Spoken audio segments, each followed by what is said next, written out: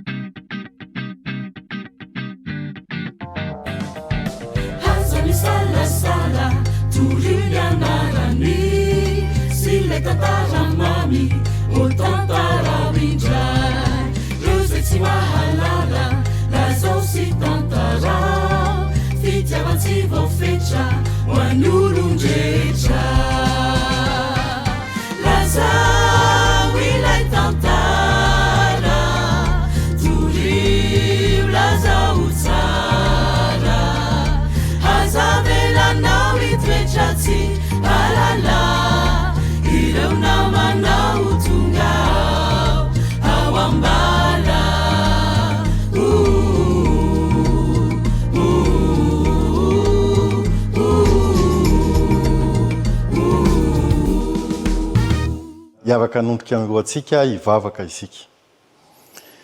Ray masina tsara indrindra ny an-danitra misaotra anao izahay satria nomenao tombontsoa indray ahafahana miaino izao konferansa izao. Aoka ny fananao masina no iarorarana anay any tokatrano tsirairay avy mba ahafahanay mandray tombontsoa manokana ny amin'izany teny avy aminao zany. Ary aoka tsy hisy afa-tsy ny feo rery avy aminao no hoeninay. Amin'ny anaran'i Jesosy. Amen. Fahamerabanao Miriam. Miarabanao ihany koa toky. Ary fifalinao atsika ny miarahaba ny tsirairay amintsika izay any tokatrano any manaraka izao fandaharana izao. Mialohan'ny andrenesantsika ny famerabelarana ara-pahasalamana dia andeha hotsehevitsika amin'ny mpiaino ny zavatra andiniantsika omaly. Eny tokoa, omaly isika dia nahita ny lohahevitra miatanora tsy mila fandidiana. Izay tena nahaliana ahy tokoa. Ary ny androany kosa mba inona no andeha hojerentsika? Androany dia jerentsika ny hoe tsy fahalemena akory ny fahaketrahana. Mety mahaliana antsika izay lohahevitra izay. Ny fahaketrahana na koa ny dépression. Eny ary andeha ho arahantsika izany lohahevitra izany amin'ny alalan'ny professeur Andriamanarivo Mamlalatiana ko mianofinaritra ary.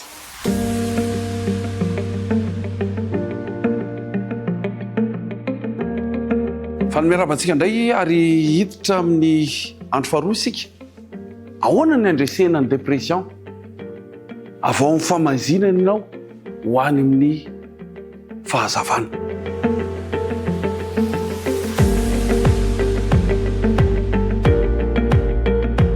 Ny atao hoe dépression zany dia mahazo ny olona tsirairay avy. Na ataontsika hoe le faible zany, zany hoe le osaosa, na reo le manan-karena, na reo le mahantra. Ny sarangan'olona tsirairay avy anivon'ny fiarahamonina, na mino ianao na tsy mino, dia tratran'io dépression io daholo. Ary dia mijaly tokoa ny olona voan'izany dépression zany. Marina eto nefa fa ny atao hoe dépression, la dépression n'est pas une faiblesse. Tsy haiko le olona le malemilemy reny izy io, ny voan'izy io.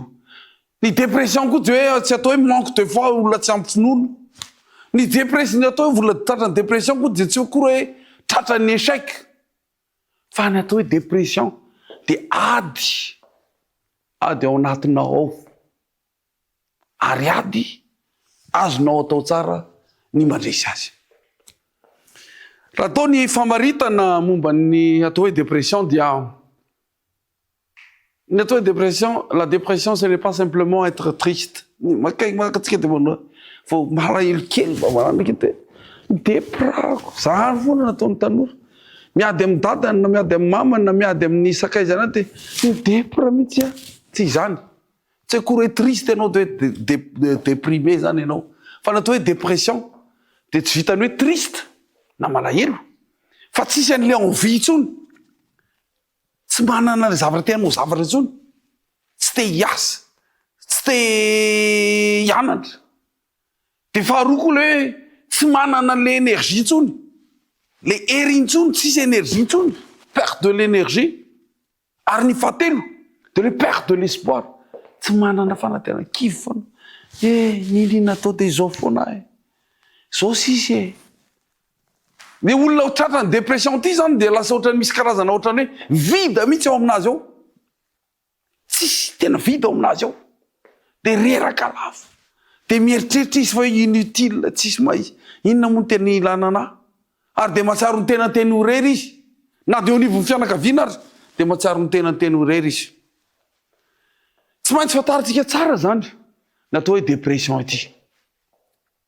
Ary ho hitanareo tsara mandritra zao famelabelarana zao, inona marina moa ny dépression, ary inona no zavatra entin' zany eo amin'ny fiainan'ny olona anankiray, ary ahoana no fomba andresentsika azy sy herovana amin'ny vatantenantsika mba tsy hiditra amin'izany dépression zany. Ny atao hoe dépression zany dia raha ataontsika ara-tsiansa no lazaina dia karazana karetina anankiray izy io tena mangeja ny fiainan'ny olombelona maha-olombelona rehetrarehetra mihitsy. Dia ny ati-doha zany. Ny ati-doha dia tena akorotana tanteraka. Il a un déséquilibre chimique au niveau du cerveau. Akorotana tanteraka mihitsy ny saina. Faharoa, ny vatana indray rehefa déprimé anao dia reraka manakitsakotona ny vanitaolana any, ohatrany tsy mahita toro mihitsy, mahatsiaro vizana isan'andro mahatsiaro vizana. Vao maraina dia efa mahatsiaro vizana. Ary ny esprit koa, l'état d'esprit, dia le olona déprimé manana le hoe attitude mentale négative, pensée négative, mieritreritra ratsy foana. Ny olona rehetrarehetra mieritreritra tsara izy, mieritreritra ratsy foana. Zay le pensée négative zany. Ary ny âme, zay le efatra maha-olombelona, le cerveau, le corps, l'esprit, l'âme. L'âme indray dia tsy manana intsony. Zay le hoe perte de sens de spiritualité voalazantsika tamin'ny malina.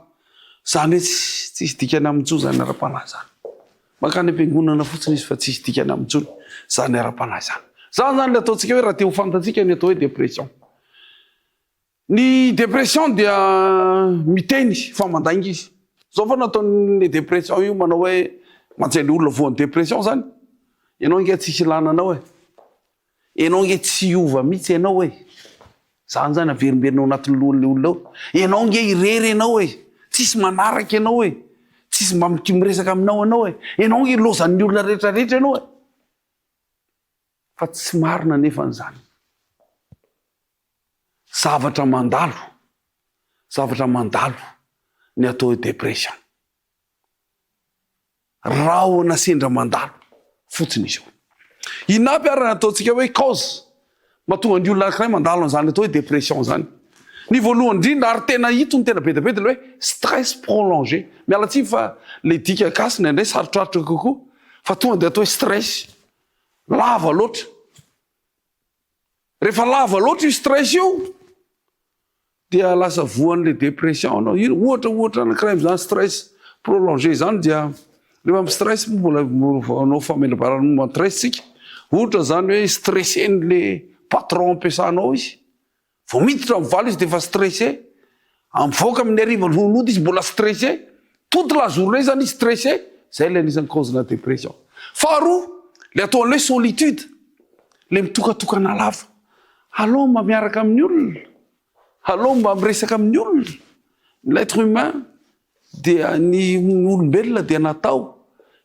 c'est un être social miaraka amin'ny vahoaka miaraka amin'ny olona ny fahatelo de le blessure émotionnelle mahatonga le dépression io a misarapaty matifaty misy aretina mafy be nanjo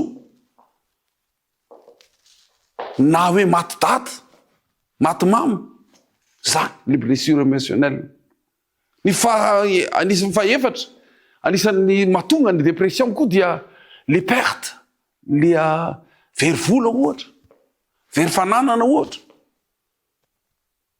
ny tsy fahavitan'ny fianarana tsy fahavitan'ny ara-dalàna ny asa de le farerahana lava loatra ao koa zany nesan'le cause koa de le hoe pression de la vie misy mafy loatra le pression tsy maintsy mitady vola raga am'izao moa zao fotoana zao de le hoe la performance basée sur les résultats de mitady an'io résultat idôle de aty miasa mafy tsy mijanona mihitsy pression sous pression foana manaraka de le manque de repos anisan'ny cause n'le dépression koa ny tsy fampin'ny fialan-tsasatra izany ary ny farany dia ny manque d'espérance tsy fafian'ny fananana finoana izany ao anatin'ny baiboly dia fantatsika tsara ny tantaran'ny Eli ao amin'ny fanjaka voalohany ny fahasivy folo fa saika amono tena mihitsy tady fahafatesana mihitsy Eli ary fantatsika koa amin'ny bokin'ny salamo fa i Davida koa de efa nydéprimé imbeta be nitomany mihitsy ary fantatsika koa Job no nringana daholo ny fanana sy ny vady aman-janany dia zanany ray manontolo dia nazo an'izany dépression zany koa izy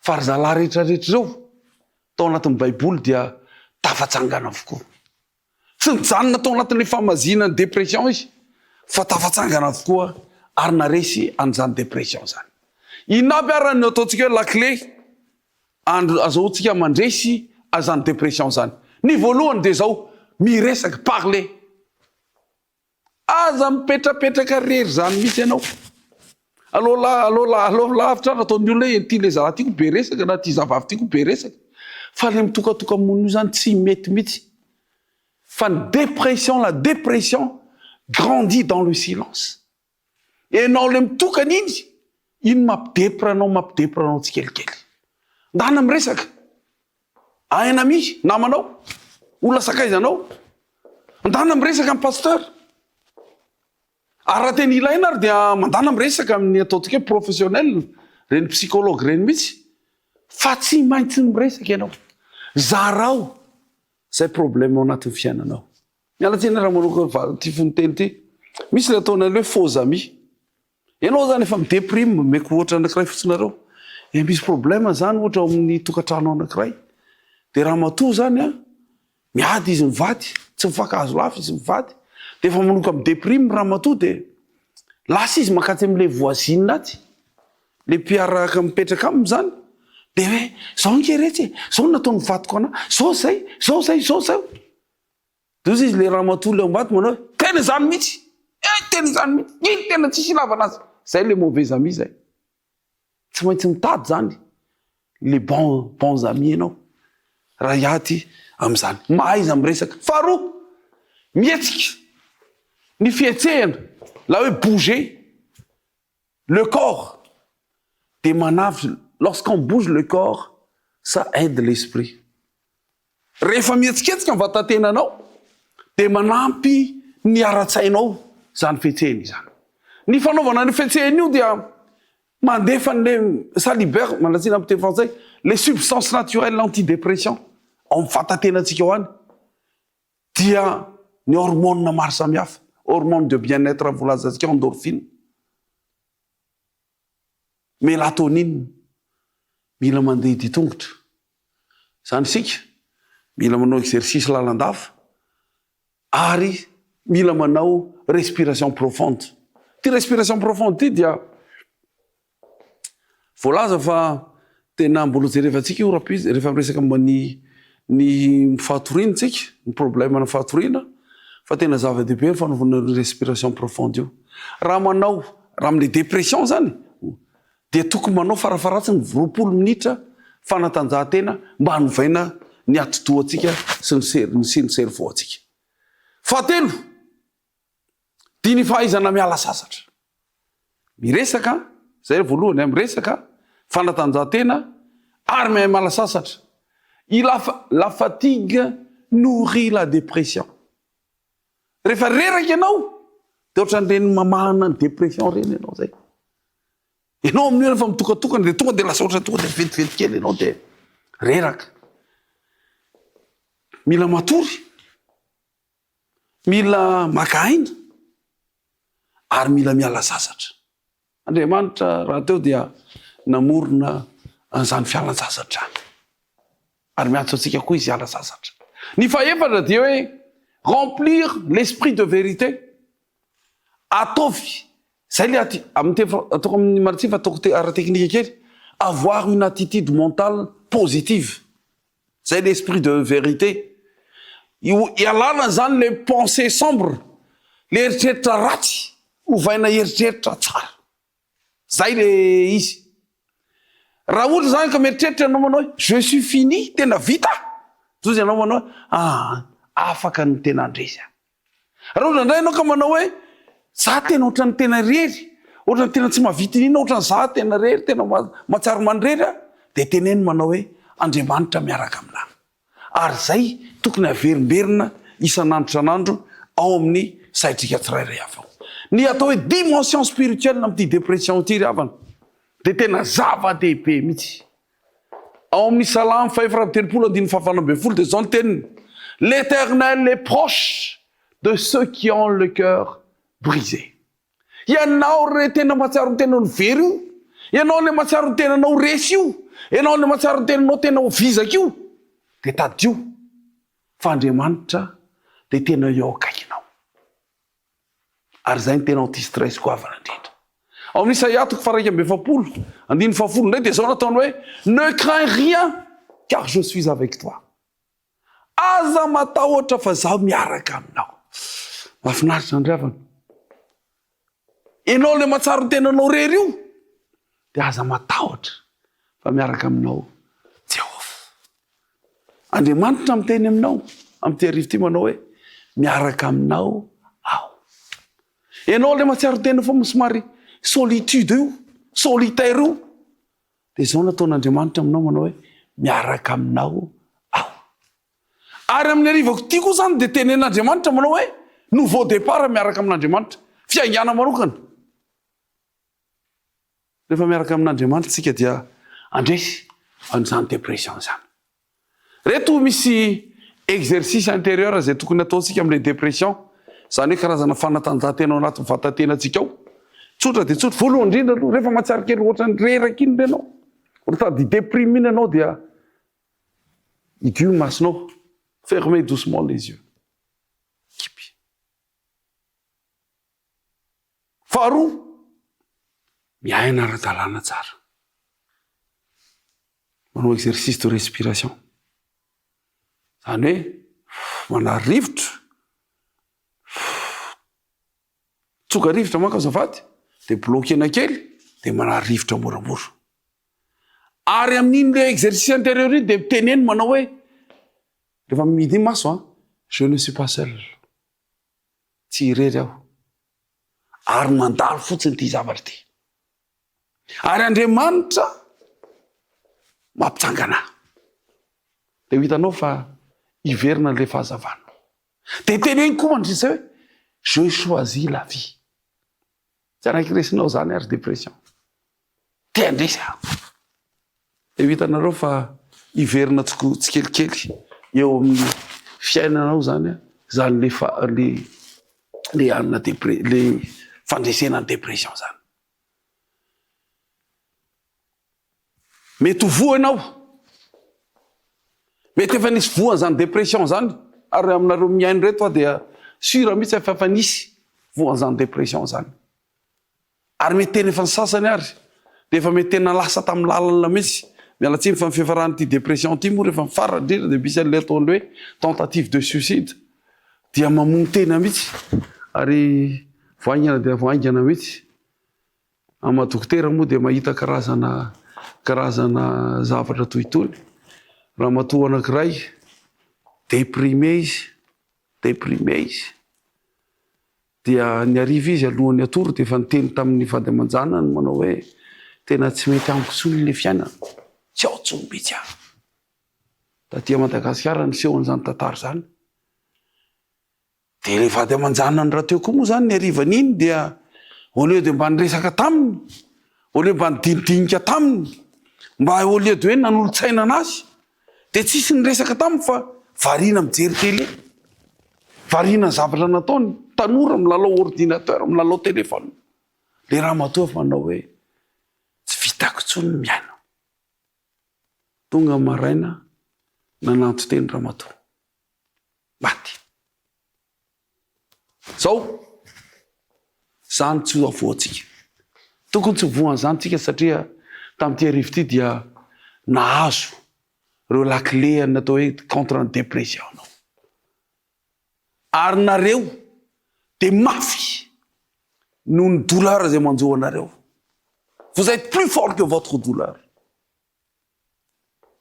ary nareo de mafy noho ny ataontsika hoe fianjairana vous êtes plus fort que votre chute mety lavo ianao androany fa rapitso ianao tsy maintsy tafatsangana mety resy ianao androany fa rapitso ianao tsy maintsy mpandresy ary tadio le hoe attitude mentale positive na maizina ary ny manodidina anao na matsiary tsisy mandeha ary ianao tsisy zavatra mandeha amin'ny fiainanao de tadio fa mandalo fotsiny zany aza manaiky resiny ataontsika hoe pensée sombre isika fa ataovy pensée lumineuse mazava no amin'ny fiainantsika tsirairay avy marana anazy ohatra n'isan'andro dia misy tantara kely zaiko amintsika koa te misy tena dokotera izy mialatsiny afa dokotera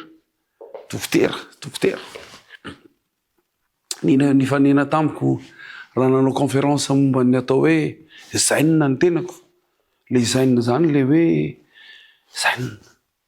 zainina foana matsiaro ny tenanao tsara foana matsiaro ny tenanao tena hotory foana fatonina dia nanatona le dokotera anakiraha io dia natoninazy dozy hoe zaho izy professeur fantatra tsara izy zange izy niasa tare am'le orinasa ohatr' zao de nenjena be mihitsy ahako nenjena be mihitsy lazaina fanao zao na lazaina fanao zao de tena déprimé be mihitsy aho izy tena nanao dépression be izy il a fait 3 fois izy nanao tentative de suicide eritrereto an'izany toy za matsain'le dokotera io zao any lazaiko anao tsy hoe par hasard tsika asianao mifanena tamin'ity fotoany ity fa zao ny lazaiko anao manatony ianao an'Andriamanitra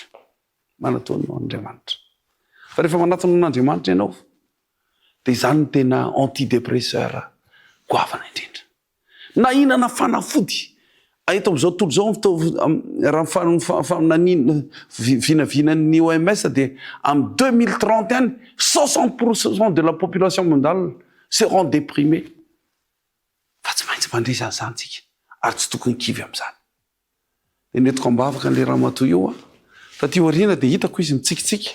Merci beaucoup professeur fa nety tamiko le nresaka taminao. Soratsika tompoklahy makasiraka atsika tompo vavy.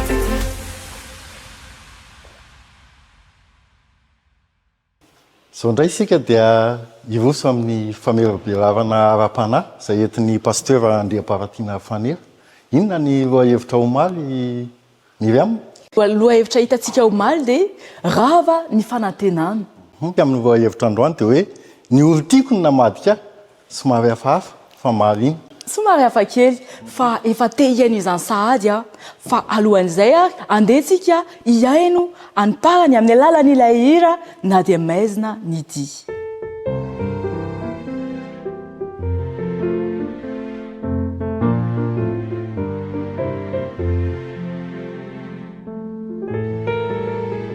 Na dia maizina ny dia mitatao ny rahona misy toky tena azo antoka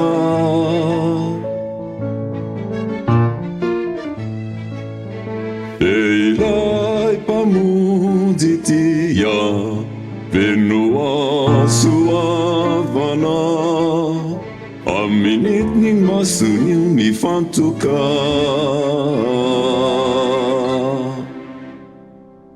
ao ambany elatrano fiereko raha mamely ny tafiotra mafire tsy matahotra ho izao eo anilako ianao e mazavana ny alimaizime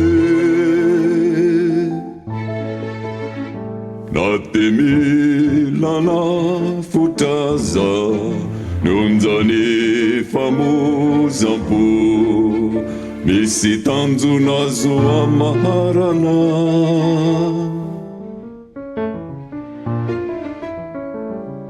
fatolampy tsy orava Kristy zay mpamonjiko amin'ny tsy misy atahorana ao ambany elatrano fiereko raha manely ny tafiotra mafire tsy matahotra ho izao eo anilako ianao e mazavana ny alimaizimbe tsy mba misy zay aiko raha eo anilany izy reno manday fikirako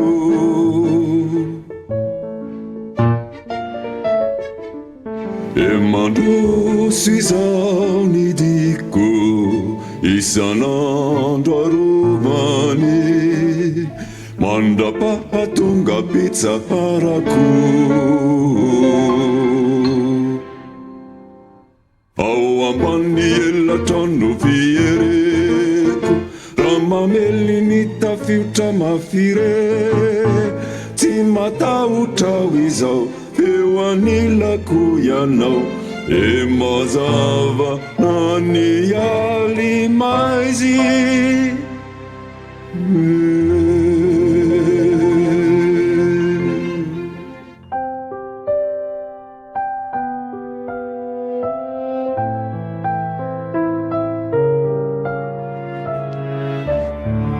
manona ny fiadanan'ny tompo amintsika rehetra indray tafona indray tsika amin'izao andro faharoa izao amin'ny fandiniana ny ten'Andriamanitra izay mifantoka amin'ny lohahevitra lehibe manao hoe no avaozina faharetan'ny finoana ary tombontsoantsika ny mbola handray afatra avy amin'ny ten'Andriamanitra indray mba hatanteraka ny fanavaozana izay tiany tompo ho tanterahana eo amin'ny fiainantsika tsiraray avy ka mba ho tanteraka ny teny Jesosy manao hoe indro avaoziko ny zavatra rehetra dia ho avaozan'i Jesosy tokoa ny fiainantsika ary ho avaozan'i Jesosy any koa ny zavatra rehetra eo amin'ny fiainantsika tsiraray avy. Mahafinaritra ny dinidingintsika izay ampifandraisika moa zany ny fiainan-Josefa, fiainan-Josefa ary ihany koa ampifandraitsika ny asa fanavaozana zay tiany Jesosy ho tanterahana eo amin'ny fiainantsika tsiraray avy. Ny lohatenitsika raha am'ty faharoa ty dia ny hoe ny olo tiako no namadika ahy. Mazava be zany lay zavatra miseho. Raha ny tantaran'i Josefa no jerentsika dia ny rahalainy no namadika azy. Ary azadiny fa tiany Josefa ane le rahalany, tiany ireo rahalany ireo. Kanefa ny rahalany kosa nankala azy ary tsy tia azy ny rahalany. Dia noho zay fankalana zay nananan'ireo rahalany ireo an Josefa, namadika an Josefa izy ireo. Mety efa niseho teo amin'ny fiainanao ihany koa angamba ity lohateny ity hoe ny olo tiako no namadika ahy. Tsy haiko mety hoe teo amin'ny resaka fanambadiana tokantrano hoe ny olo tianao na hoe ny vadinao ngamba sanatrian'izany ane namadika anao le vadinao zay olona nitiavinao tianao sy nanaovanao fanekena kanefa namadika anao lay olo tianao. Mety ihany koa zany amin'ny namana na amin'ny sakaiza, mety zavatra iseho amintsika zany. Vokatra zay zavatra nefa azadiny fa lasa fahoriana, ratrapo, alahelo, mety misy mihitsy aza tratra ny aretina, tapaka lalandra ny am'izany hoe novadian'lay olo tiany. Navadika ilay olo tiana moa zany, navadika ilay olo tiana dia dia taitra tampoka na nalahelo na tezitra ihany koa dia tapaka lalandra.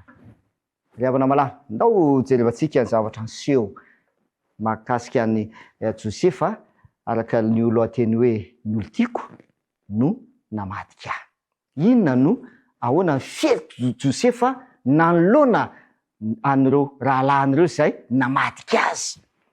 Ary inona ihany koa no nataon'ireo rahalany ireo tamin'ny Josefa. Dia andeha maka toko sy andeha fototra isika. Esantsika hoe misy toko sy andeha fototra isaky ny lohateny. Ndao maka toko sy andeha fototra atsika ho an'ity andro faharoa ity dia ao Matthieu toko 5 ny 1:12 sy ny 2:12. Zao voalaza ny ten'Andriamanitra. Teny Jesosy Kristy izy io. Sambatra ianareo o Jesosy raha tsy ny olona sy enjeny arasiny zay teny ratsy rehetra itenenany lainga anareo no ny amiko. Mifalisy miravoravo ianareo fa lehibe ny valim-pitianareo any an-danitra. Fa toy izany ihany no nanenjehany ny mpaminany izay taloha anareo. Mampahery zany teny zany, mampahery. Araka an'le lohateny lehibe hoe no avaozina. Raha ohatra ianao teo aloha zany nandalo tamin'izany toe-javatra izany, novadian'ireo olo tianao zay tena hoe mifankatia taminao ka niteraka ngidi-po taminao zany ary lasa tsy nanana fanantenana intsony ianao, dia ty vaky teny fototra ty dia efa mampahery anao sahady. Dia hoy Jesosy hoe sambatra ianareo raha tsy ny olona enjehany asiny zay teny ratsy itenenany anareo no ny amiko. Hoy Jesosy Kristy, no ny amiko. Io zany lakiliany io. Tsy no ny amin'ny zavatra nataonao no natonga lay olona namadika anao, fa no ny amin'ny Jesosy Kristy. No ny amin'ny Jesosy, hitatsika fandray tamin'le lohateny teoria ihany izy, lay akanjo, le fitafiana zay nanova lay toetra ho lasa vaovao. Zay le voalaza ny Efesiana toko 4:4-4, avelobelitsika ihany koa zany. Dia izy ary efa notafianareo ny toetra vaovao zay noforonina araka an'Andriamanitra. Toetra vaovao Jesosy Kristy. Dia noho ny amin'ilay fitafiana le toetra vaovao dia nankahalain'ny rahalany Josefa. Dia mety nandalo tamin'izany toe-javatra zany koa ianao.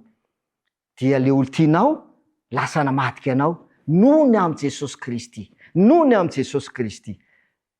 Kanefa zao izy Jesosy, mifaly sy miravoravo, fa lehibe ny valim-pitianareo. Aiza izy? Eto an-tany ve? Tsia, any an-danitra fa toy zany ihany ozy izy no ananjiany ireo mpaminany talohanareo aike zany tsy hainao ihany no efa niaritra an'izany ary mampahirana zany ndraindray izy anao fa manina azy za Andriamanitra no manjo azy zao zavatra zao fa nahoana rianina tsy mba ohatra milamina be ary ohatra ny mandroso be ny fiainana tsy misy olana mihitsy am'ty takariva ity de manome teny fampahiresana anao Jesosy manao hoe toy izany ihany ane no efa nanjo an'ireo mpaminany reo olon'Andriamanitra talohantsika ary nahatra tamin'izany izy ireo rehefa nandalo izany fitsapana izany. Ry havana malahy, raha fitinina zany le zavatra niseho momba Josefa le hoe ny olo tiako no namadika ny antony niteraka an'le famadiana ve nilazana an'izany le fivadiana zay nataon'ireo rahalahiny de zavatra anankitelo. Voalohany, ny fitiavan'ny rainy azy mihoatra no izy rehetra. Ny faharoa, nanaovan'ny rainy akanjo manokana Josefa. Ary ny fahatelo, nanofo Josefa no le nofony Josefa. Dia vokatr'ireo zavatra telo ireo dia niteraka fankalana ary natonga ny rahalahin'i Josefa nitady ny fomba rehetra amadiana azy. Inona fa inona moa zavatra niseho ary zavatra seho de tsotra rehefa nirahan'ny rainy Josefa mba hijery an'ireo rahalan'ireo hoe mba manahoana izy ireo any ampiandrasana ondry any, mba manahoana so de tsy manana sakafo, so de sahirana, dia nandeha Josefa nitady an'ireo rahalan'ireo, nandeha izy nitady. Ary mahafinaritra ny toe-tsain'i Josefa raha mamaky tsika eo amin'ny Genesis 7:30 ny 9:40 de zao mivolazan'ny ten'Andriamanitra manao hoe de ho kosa izy Josefa no miteny ny rahalaiko no tadiaviko. Koa masiny ianao tam'le olona zay nanontaniany zany hoe sao de mahita anao misy an'ireo rahalahiko de hoy Josefa tam'le olona ny rahalaiko no tadiaviko. Koa masiny ianao mba lazao amiko izay iandrasany ondry, mba lazao amiko izay misy azy, mba ahitako ny rahalaiko. Ry havana malalo, Josefa de niteny mihitsy hoe ny rahalaiko no tadiaviko, kanefa fantantsara fa mankala azy ireo rahalahiny ireo, mankala azy. Tsy fanta Josefa zay zavatra iandry azy afaka fotoana fohy, fa ny tao am-pony sy ny tao an-tsainy de hoe hitady ny rahalaiko aho, hitady ny rahalaiko aho. Inona ny afatra ampitaina amintsika?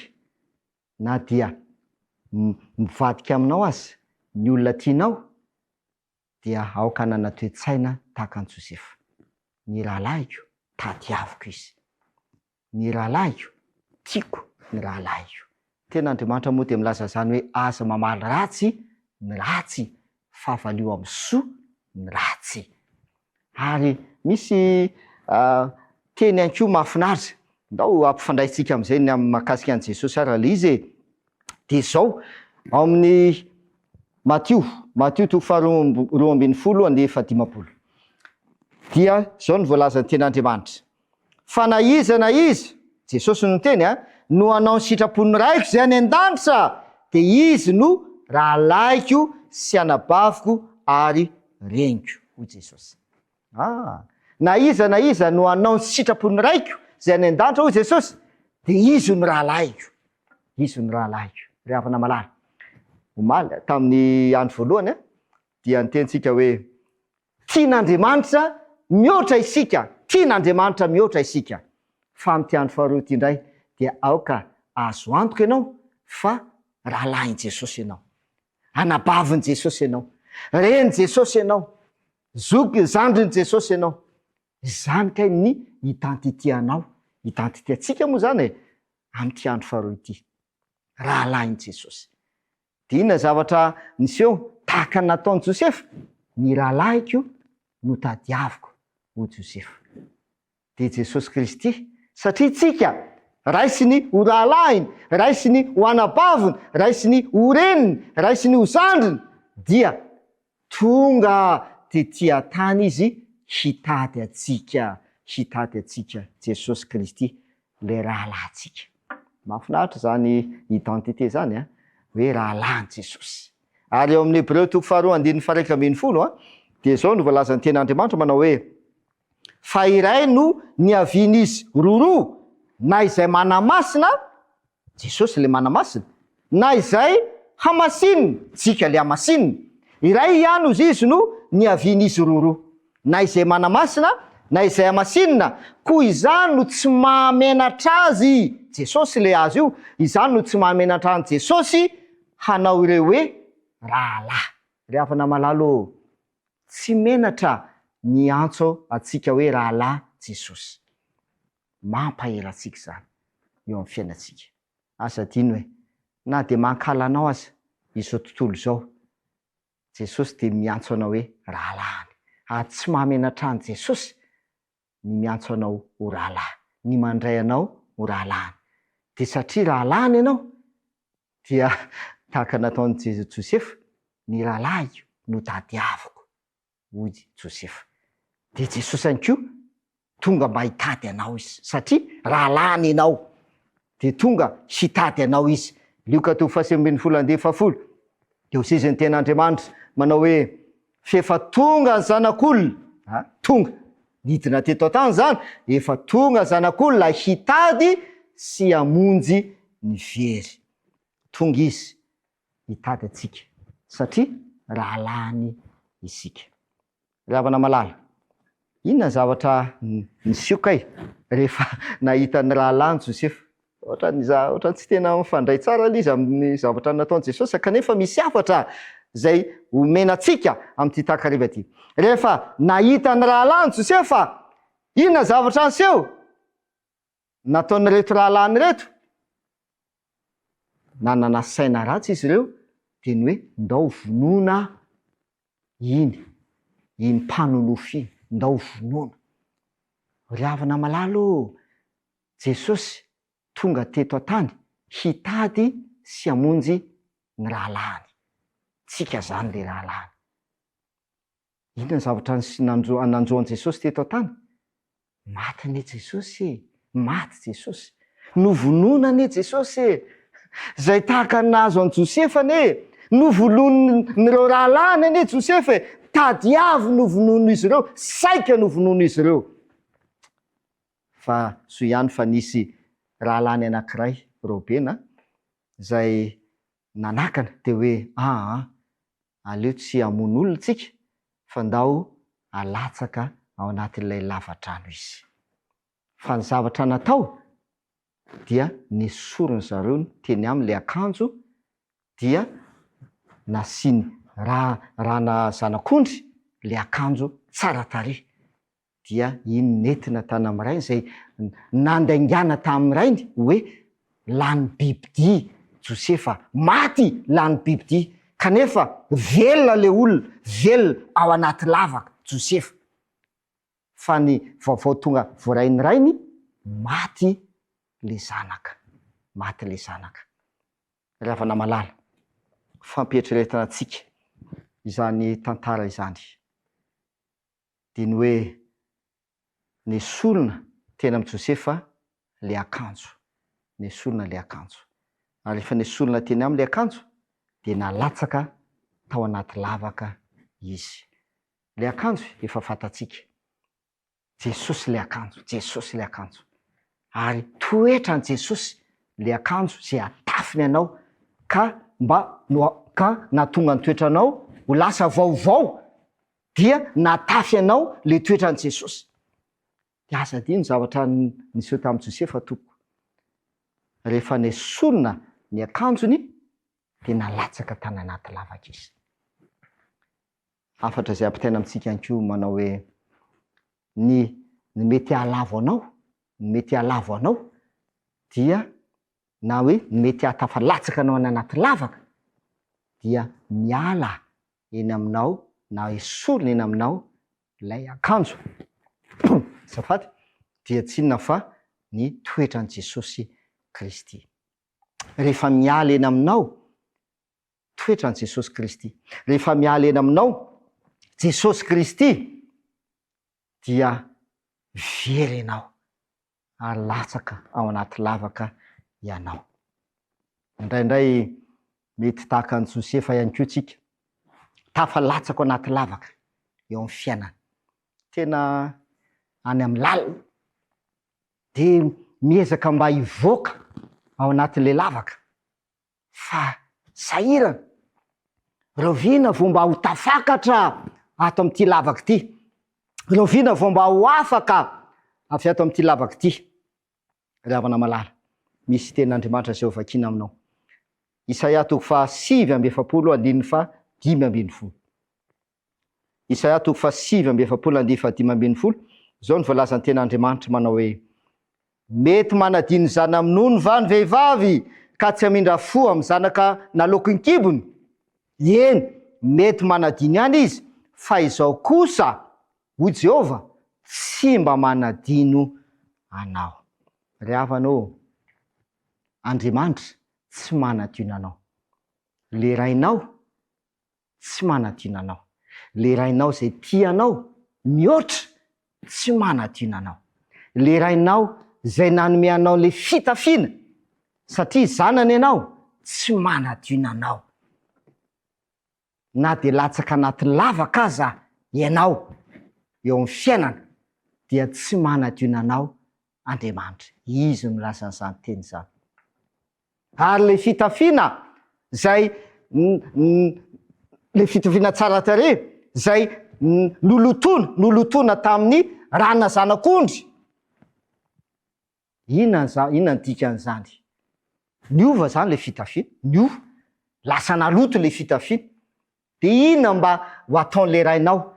Rehefa tonga tany amin'ny Jakoba lay akanjon'ny Josefa zay nisy raha,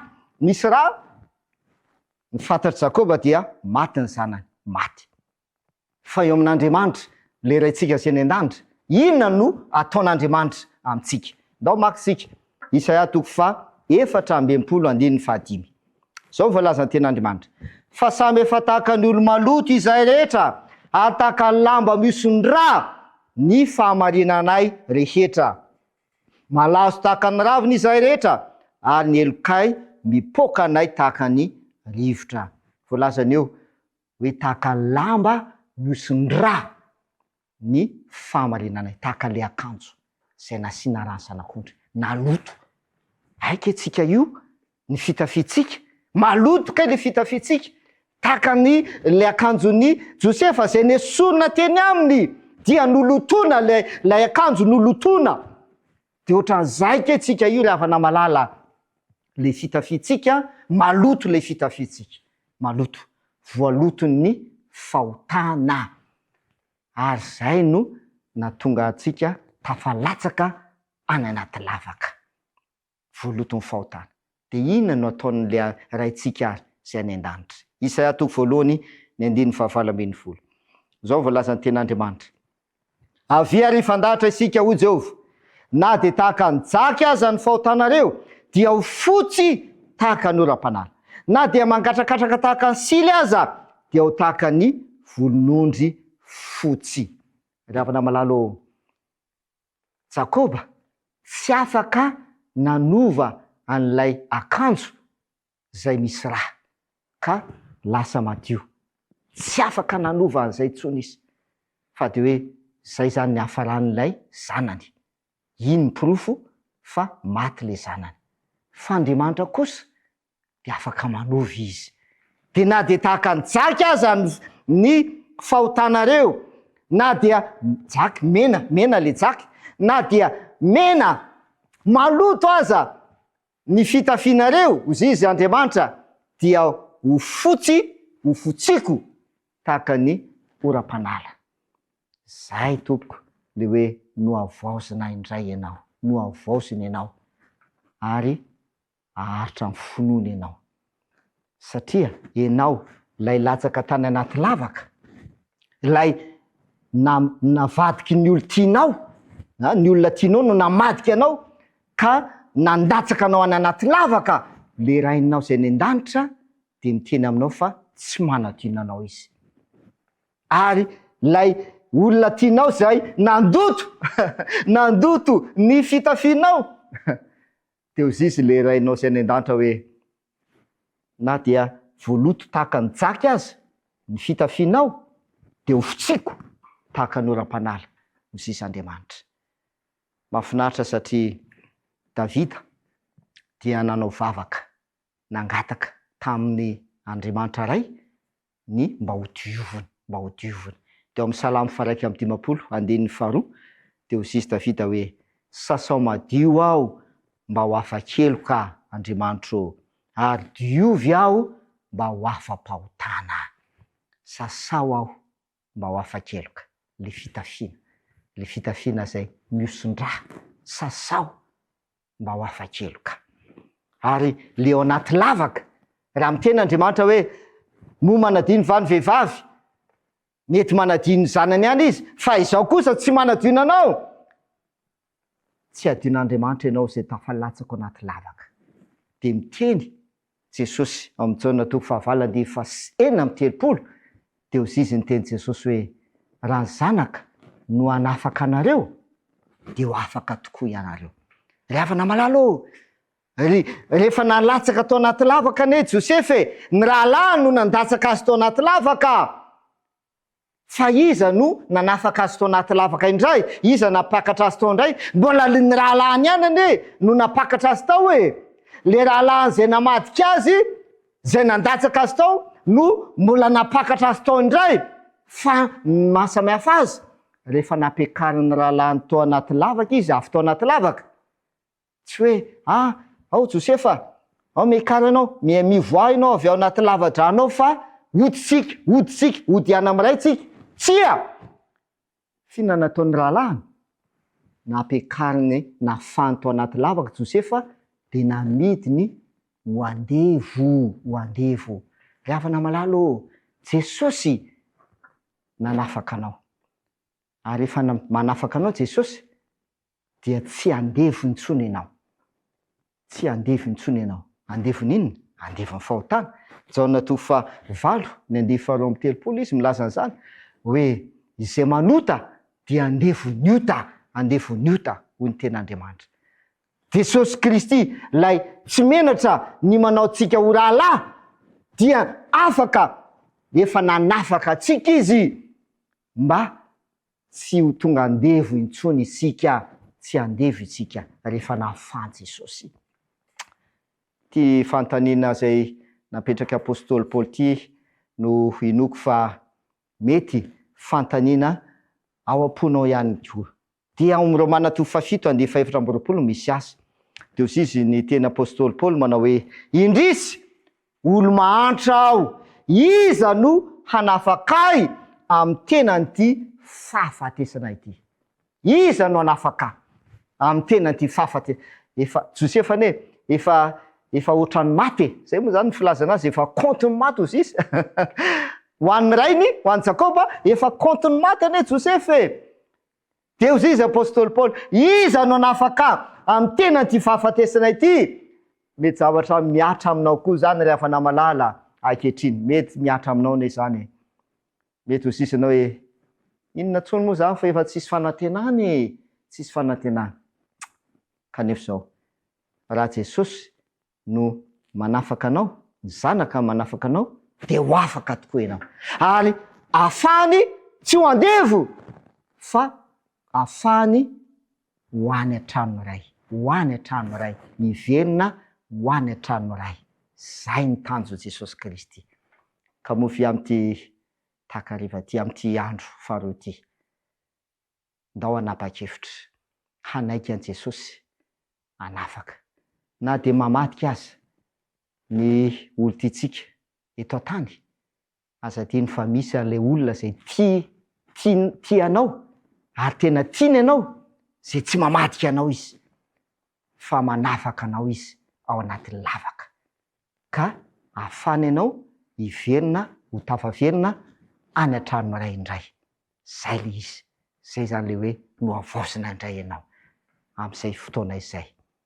karaha fanelinao amity takariva ty ny hoe Jesosy io ivavaka tahaka ny Davida, sasao le akanjoko le voloto, sasao Jesosy le akanjoko ka mba ho fotsy ho madio, ary afao a Jesosy, afao ao anatin'ny lavaka ao, lavaky ny fahotana, lavaky ny faratsiny, lavaky ny endry zavatra maro samihafa zay tsy afaka niala ao, raha ianao de tsy afaka niala amin'io lavaka io, fa tsy maintsy misy manafaka anao ao.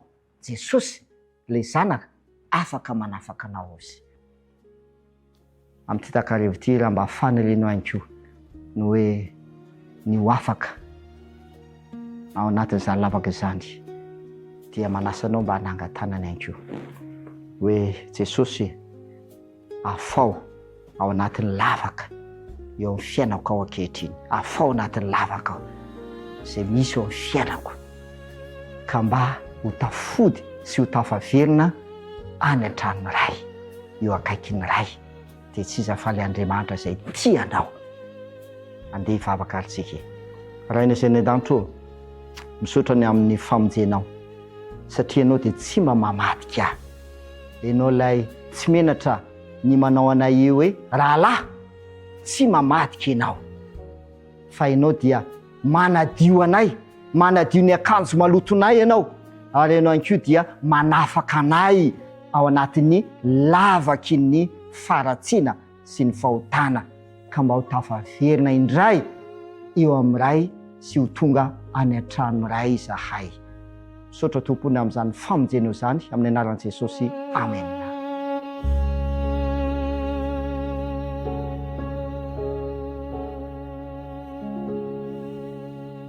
Misaotra n'Andriamanitra lehibe isika miriam satria totosa somatsara ny izay fandaharana anjerentsika androany, ary misaotra ny mpijery ihany koa navitra hatramin'ny farany.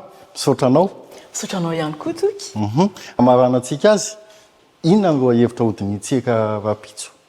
Amin'ny ara-pahasalamana tsy mamono anao ny adi-tsaina raha tsy avelanao anao izany. Eo amin'ny ara-panahy isika dia anana roa hevitra miavaka indray, ijoro sa ilefitra. Eny ary, koa dia efa manasa anao sahady raha nafinaritra anao ny fotoana androany dia mbola afinaritra anao mihoatra izany koa Rampitso. Mirohany tena amaranantsika ny fotoana dia andeha enoeva anankiray isika, anio dia mandona ataony Jozia, aorian'izay dia amarana ny fotoana mivavaka ny pasteur izay nitondra ny teny teo. Tsara ihany koa namana toky raha ampatsiahivitsika fa misy QR code eo ambany amin'ity fandaharana ity ahafahanao manaraka ny fampianarana ara-baiboly. Ka zao aza misalasala manaraka izany QR code izany, misy roa aho ahafahanao manatanteraka izany. Misaotra antsika rehetra nahavitra nijery tany tokantrano tsirairay avy any. Zao dia anao veloma atsika rehetra Rapitso indray ny fotoana.